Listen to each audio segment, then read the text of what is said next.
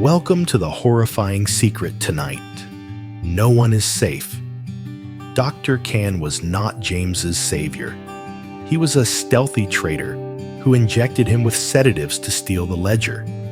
Diep is now isolated, standing between two terrifying choices. Hand over the evidence of the crime to save James's life, or gamble her husband's life to overthrow Fat's empire. Fat doesn't want the ledger. He wants James to vanish forever. Diep is forced to utter the most painful refusal of love, turning herself into the bait on Song Hoi Bridge to protect James. James's father has given the order. Will Diep make it in time to meet the secret contact? Or will Fat capture her first, burying the truth forever?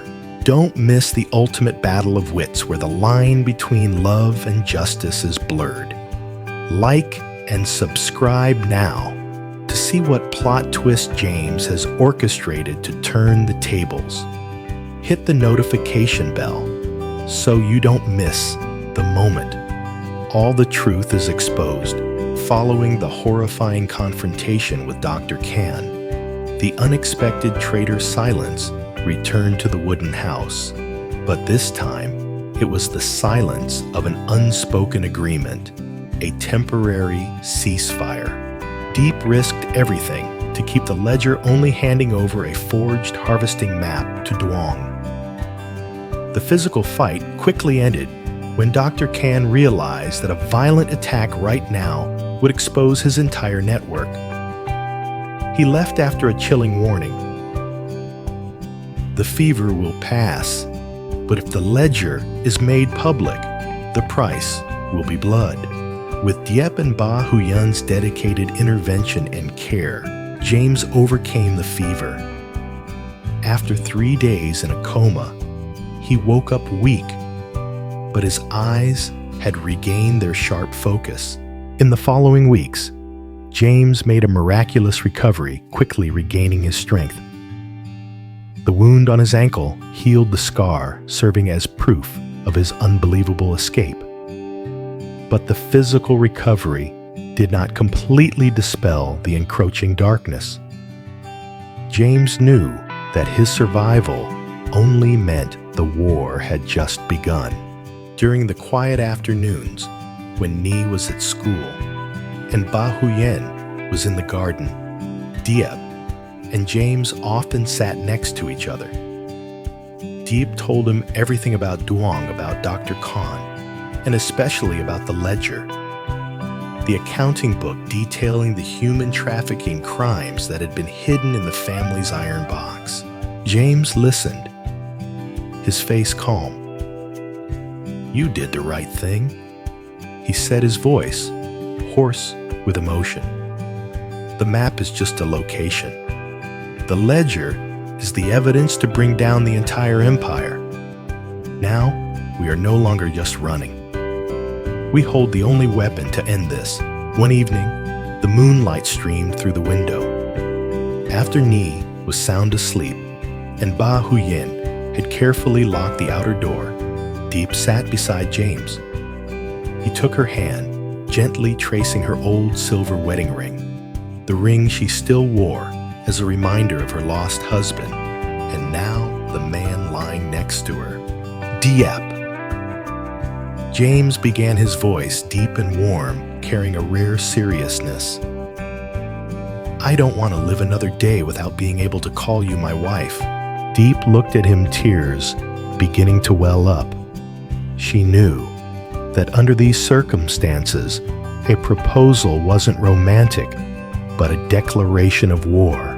"I know," James continued, gripping her hand tighter. "We don't have a future. We don't have peace. Every day is a war. But you are the reason I survived. You have been my wife in my mind and my heart ever since the day you stepped onto that boat to save me. I want to ask you officially." He gently slid her old wedding ring off her finger, then pulled out a small, simple ring from under his pillow, crafted from copper wire he had twisted himself from an old keychain. "I don't have diamonds, all I have is a future full of danger. But this ring, it's made from the material of this wooden house. It's my promise. Be my wife, Diep. Give me an official family to fight for and protect. Deep, knotted tears streaming down her face. I will, she whispered. No flowery words were needed, no celebration. This proposal was an agreement, a commitment that they would face life and death together. They sealed it with a kiss, a vow never to leave each other. To mark the momentous occasion, Ba Huyan prepared the most cozy and discreet dinner possible. 3 generations gathered around the meal, with James's favorite porridge and a small bottle of rice wine. Nee had drawn a picture of James and Diep holding hands under a wooden house. Everything was almost perfect, almost a moment of peace they had fought so hard to win. But when the telephone in the kitchen rang, the quiet shattered like glass. It was an unknown number, no name displayed.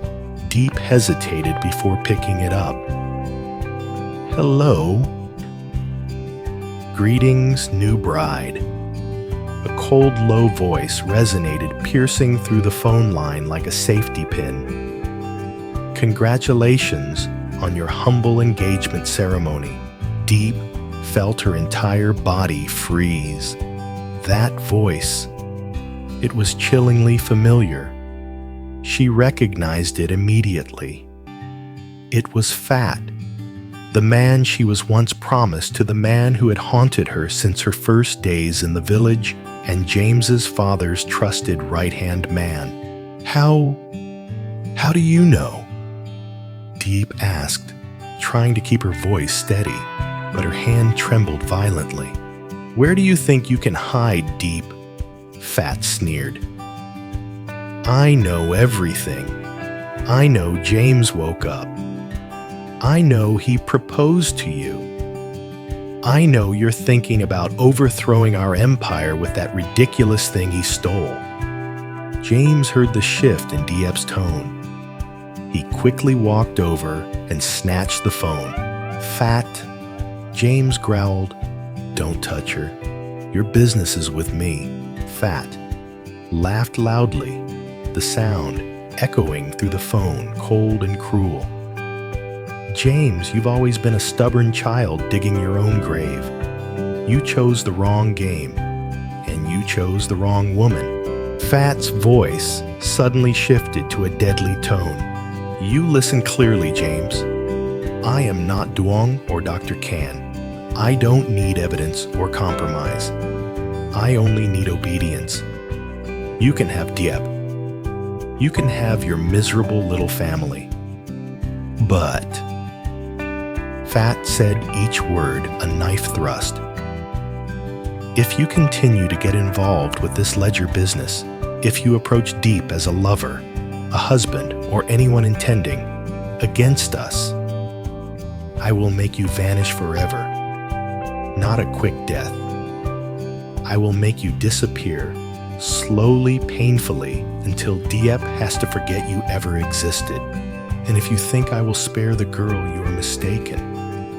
I won't lay a hand on her. I will use her to force Deep to watch you dissolve bit by bit. James clenched his fist. The phone nearly crushed. You wouldn't dare. I don't just dare, James. Fat cut him off. I warned her once before. This time, it's not a threat. It's a prophecy. Hand over the ledger, or abandon Deep. Otherwise, you will lose everything. Fat hung up. James stared at the phone, his face darkening. He turned to Deep, who stood there pale. She knew Fat was telling the truth. Fat had no hesitation, and he wasn't playing games. James, Diep whispered, gently, placing her hand on his cheek. I will never let you go. He said his voice resolute, but a fierce struggle was visible in his eyes. He had just proposed to her, promising a life. Now Fat had put a price on that promise, his life, in exchange for her safety. Diep stepped back, looking at the simple copper ring on her finger. This love. It was making the man she loved an unforgivable target. Fat doesn't want the ledger. He wants you, Diep realized. He wants you to suffer and fall because you stood against your father. I can't let you sacrifice yourself. I won't sacrifice myself, James said, hugging her tightly. We will find a way together. Fat wants me to be afraid to let go, but I won't. We will publish the ledger, Diep. We will bring them down, and we will live a life without fear. But Diep knew to publish the ledger they needed protection. The fact that the ledger was in their hands had already turned the wooden house into a target. If they made it public, they would be hunted not just by Phat Duong or Dr. Khan, but by James's father's entire human trafficking network, keeping James safe, but in return, the ledger would be buried forever. Publishing the ledger, overthrowing the criminal network, but risking the chance of seeing James vanish forever at Fat's hands. The price of love was too high. But for Diep, living without James, or living in fear under Fat's control, was worse than death. Diep looked at the ledger hidden beneath the chest, then looked at James, sleeping soundly, clutching their copper key. She made her final decision. She had to find a way to publish the ledger, but in a way that Fat could not find James afterward. She needed an external contact, a sanctuary that Fat couldn't trace. She stepped out onto the porch, gazing up at the night sky. Under the moonlight, she whispered her vow, "My love, I won't let you go, and I won't let justice be buried. Fat will see we are not pawns. We are the ones who win." After Fat hung up, the tension in the wooden house was not just from the external threat, but from the terrifying internal conflict within Diep. She looked at the simple copper ring on her hand, the symbol of a short and dangerous future. Fat's words were a death sentence. "If you approach Diep as a lover, a husband, I will make you vanish forever." Fat was not a coward. He was a cold-blooded killer. Diep knew that by accepting James's proposal, she had turned him into a fixed target, an undisguisable weakness. She was the price James had to pay if he dared to continue resisting. Diep clenched her hands, the pain not stemming from fear for herself, but from the vision of James being dissolved bit by bit at Fat's hands. She couldn't endure that. Her love for James was so immense that she accepted the breaking of her own heart to protect him. Diep turned back to the living room where James was standing. His eyes were filled with worry and determination. "What do we do now, Diep?" James asked, stepping forward to embrace her. Diep took a step back. The small movement was like a knife slicing the air between them. We can't, James," she said, her voice dry and rigid. James stopped, confused. "What are you talking about? Fat threatened us, I know. But we won't bow down. We just got engaged, Diep. I promised. That promise was a mistake." Diep cut him off, forcing herself to look straight into his eyes. She slid the copper ring off her finger and placed it on the rough wooden table. "We are not engaged." I'm sorry." James looked at the ring, then at her. The confusion on his face quickly turned to hurt. "What are you saying, Diep? Has fat scared you so much that you're not yourself anymore?" "I am myself, James," Diep said, feeling like thousands of shards were tearing at her throat. "I've thought about it carefully. Fat is right. Our love is a burden on you. It makes you an easy target. You risked your life to bring the ledger back. I won't let myself be the reason you lose everything." "You are not a burden," James almost shouted. "You are my strength. I will protect you." "You won't be able to protect me forever," Diep said, tears starting to blur her vision. "Fat doesn't want the ledger, James. He wants you to suffer, and he will use me to achieve that.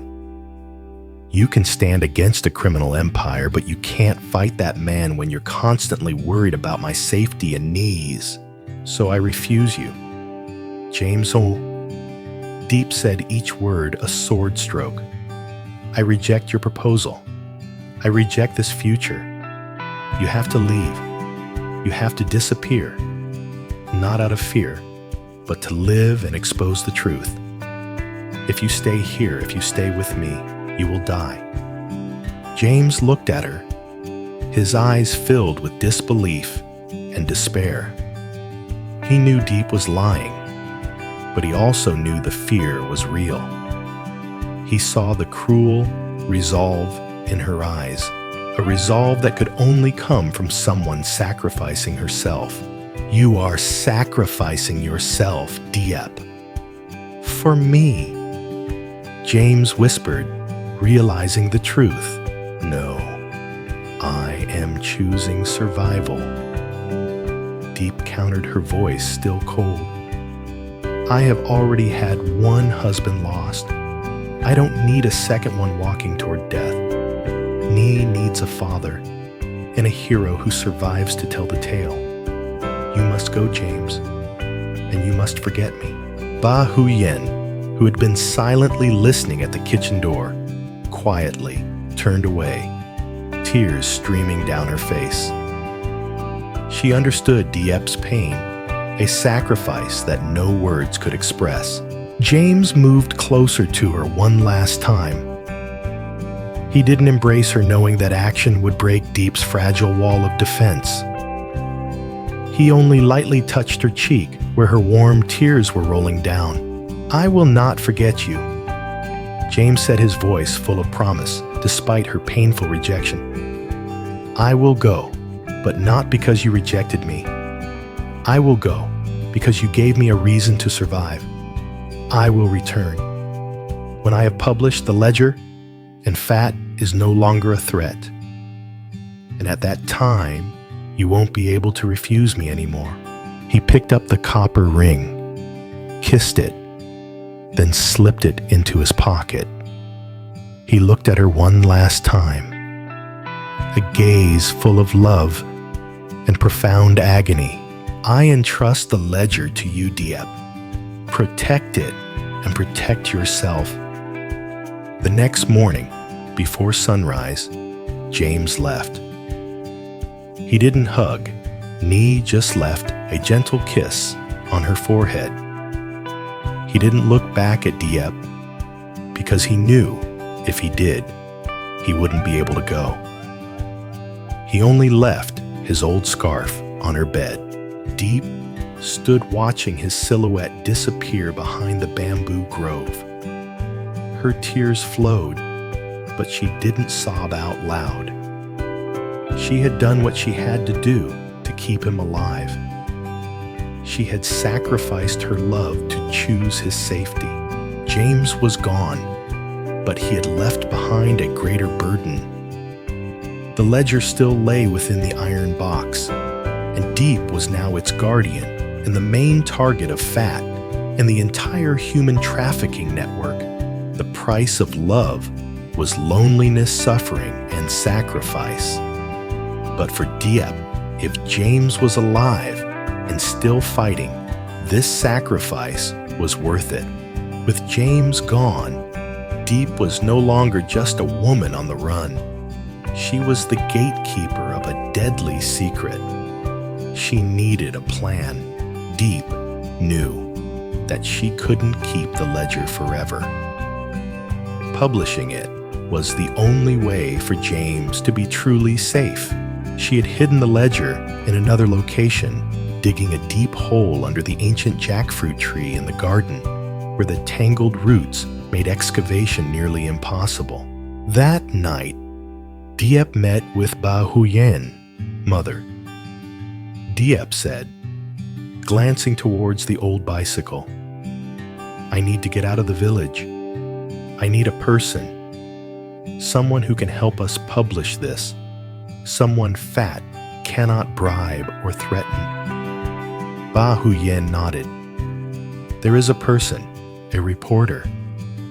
She used to be an old student of Ba Hang Zhom, the neighbor lady who moved away. She is a professional, the reporter. She was a famous investigative journalist.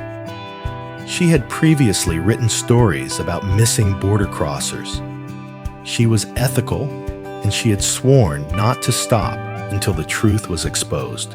The next morning, Diep prepared to leave to meet the journalist in the city.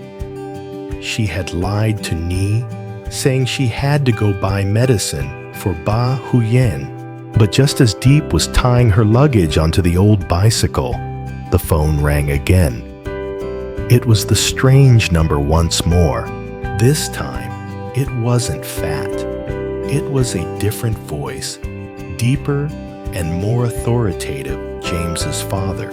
"Mrs. Diep, I think you are mistaken about your position." His voice rang out devoid of threat, only cold realism. "My son brought that thing to your house, and he has left. I know everything. I don't know what you are talking about," Diep said, trying to sound indifferent. "Don't play games," he said. "I know my son left because you rejected him. A wise decision. Now it's just you. I give you 24 hours. Hand over the ledger to me, or I will send Dr. Kan and Duong back. This time they won't be polite. And your daughter will have no mother to care for her." The ultimate challenge.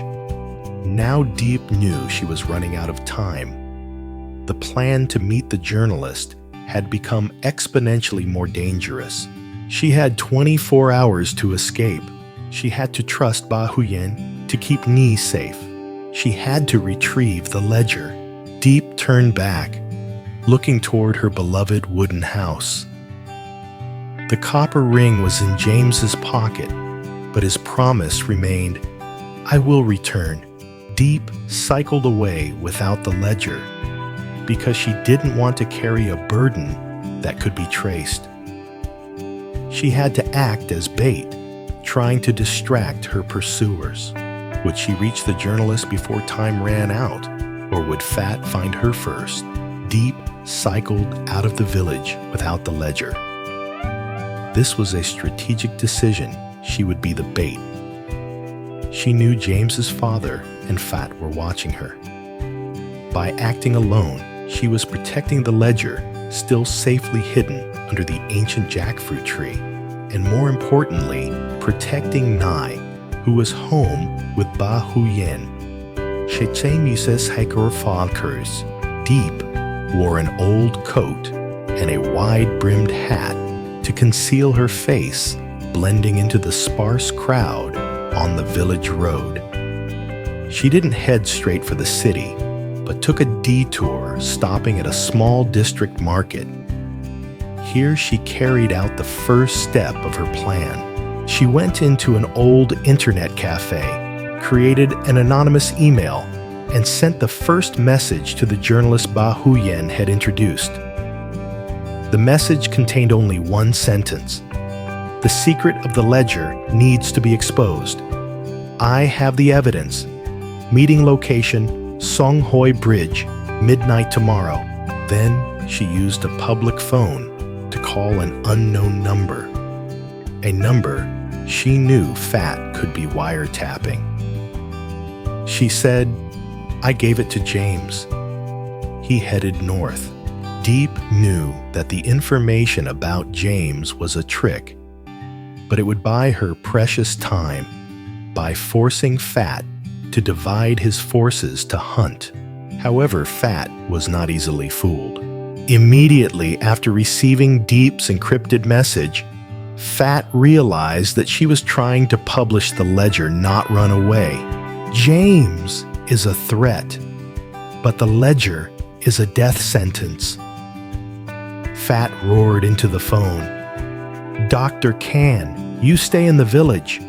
Monitor Ba, Huyan, and the girl. If Diep doesn't return before dawn, you know what to do. Duong, you and your men head toward Songhoi Bridge. Block all exits. I want Diep, and I want the ledger." Diep walked and took buses all day, moving constantly. Finally, she arrived at Songhoi Bridge at dusk. The old rusty bridge spanned the dark river. There were no lights, only the sound of insects and the faint rush of water. She arrived at the meeting point an hour early. She hid under the bridge abutment, her heart pounding like a drum. She hoped the journalist would arrive. Exactly at midnight, there was the sound of a car screeching to a halt. Diep looked up. Not one, but two black cars parked at either end of the bridge. The headlights of the first car illuminated the murky space, and she clearly saw three figures step out. It was Duong and two of his subordinates. "No need to hide anymore, Mrs. Diep." "Duong," said his voice echoing across the bridge. "I know you chose death for your husband by rejecting him, but you don't have to choose death for yourself." Diep felt the blood in her veins turn to ice. Fat had caught her. He hadn't believed her trick about James heading north. "Where's the journalist?" Diep asked, her voice trembling. She knew she had failed. Duong sneered. "Ah, that little journalist. Unfortunately, she received an offer she couldn't refuse. Greed always triumphs over ethics, Mrs. Diep." Diep was desperate. She had failed. She had not only lost James, but had delivered herself into the hands of the enemy. As Duong and his subordinates started walking toward Diep, a third voice rang out. It came from the second car, the one parked at the far end of the bridge, where the lights were dim. "You're wrong, Duong. There are things more important than money." A young woman stepped out of the shadows. She was not a journalist. She was wearing a police uniform, standing tall, and in her hand was a phone on speaker mode. "That is the price of love, Diep. You did very well."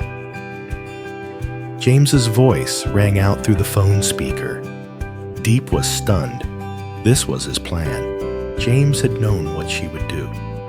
He had anticipated that she would sacrifice herself and try to publish the ledger. He hadn't gone north.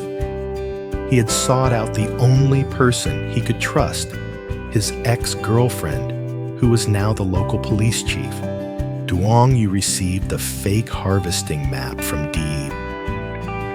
James's voice continued cold and clear.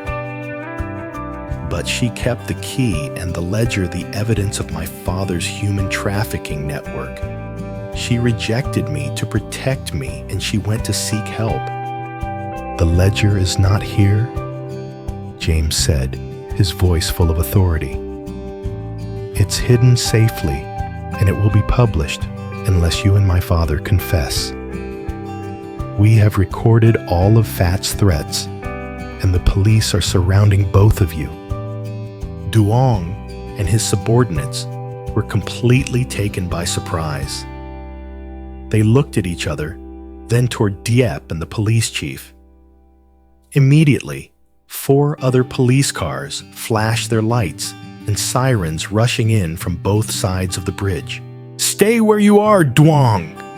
the police chief shouted, raising her gun. "All exits are blocked." Duong realized he had been trapped. He had been distracted by the fake threat about James heading north and lured to Songhoi Bridge to retrieve the ledger which wasn't there. Duong tried to pull out his weapon, but it was too late. The sound of warning shots rang out. Duong and his 2 subordinates were quickly subdued and handcuffed.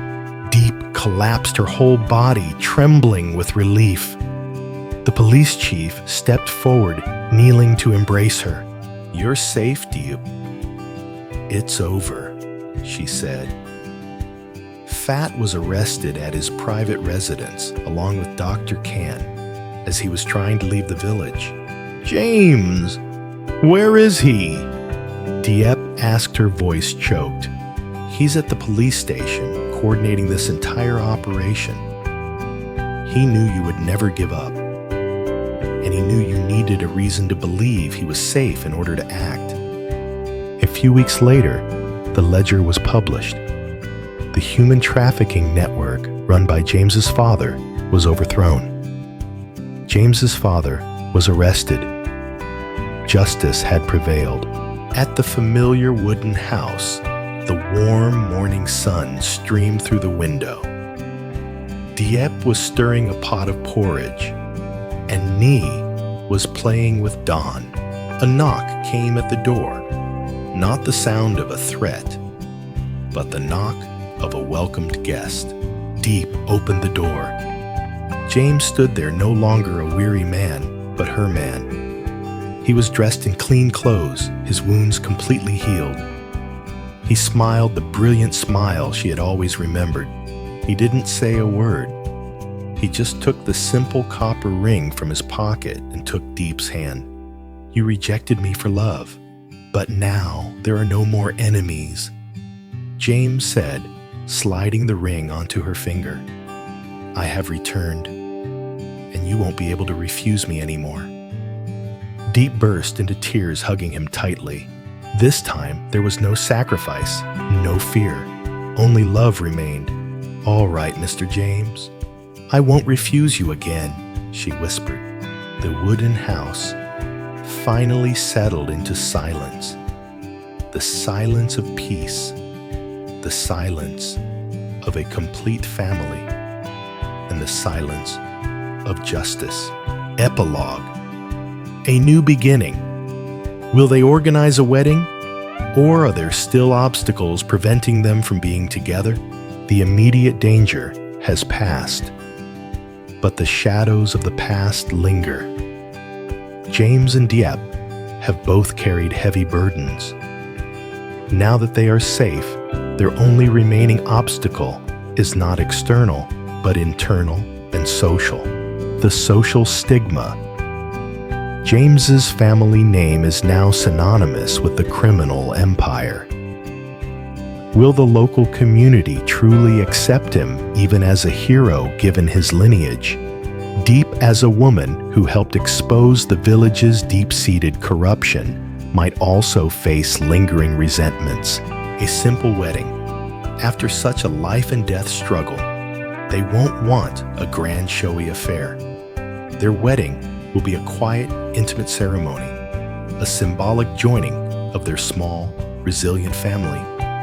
It will take place right there in the wooden house under the watchful eyes of Ba Huyen and Nee, a true celebration of survival and simple love. Therefore, there are no insurmountable barriers left. Their story concludes with the triumph of love and justice clearing the path for the simple life they fought for. They will have their wedding a quiet vow that marks the true beginning of their peaceful life together.